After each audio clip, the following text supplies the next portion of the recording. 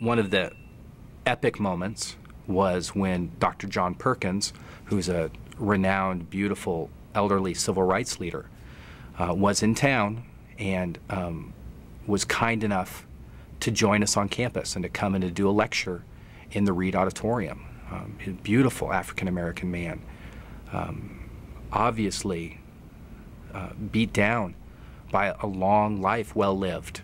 And he has stories of being beat to the point of death by white police officers several times.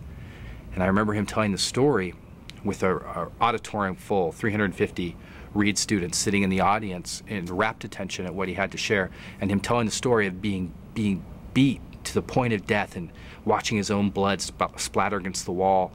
And then in the midst of it, looking up in the midst of this experience when he's surrounded by these large white police officers and thinking in his mind, you know, dear God, what pain these men must have endured in their lives to come to the point that they could hate so deeply. And then his response being nothing but love back towards them. This beautiful man who also loves Jesus, standing there telling these stories.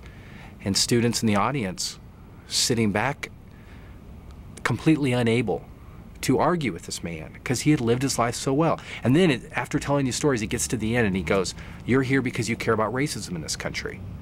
And it was several years ago, and I'm sure that I'm not representing him well, but he essentially said, there is no hope for the race question in this country outside of the beauty of Jesus, the healing reality of Jesus.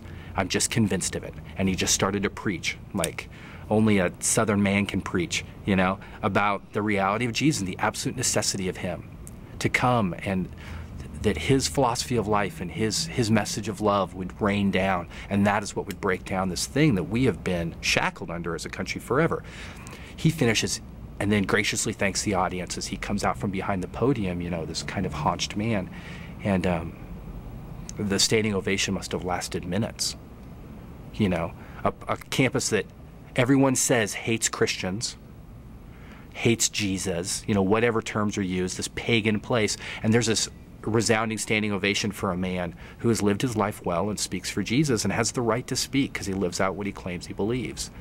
And that was right at the beginning when Don and I first started to work on campus, and that was one of the kind of momentum sorts of events where we really started to get in the dialogue on campus, and it was fun, and our friendships were growing really rapidly. But even outside of that, as a marketing event that was really effective to get us moving forward, it reminded us so clearly that if we claim that we're going to follow this thing called the message of Jesus, our lives had better start to look a little more wrinkled by that experience, a little more haggard by the fact that we've actually stepped into the places of hurt and pain and experienced it the way that Dr. John Perkins, who's clearly a hero of mine and should be, you know, of our country, and I think he is,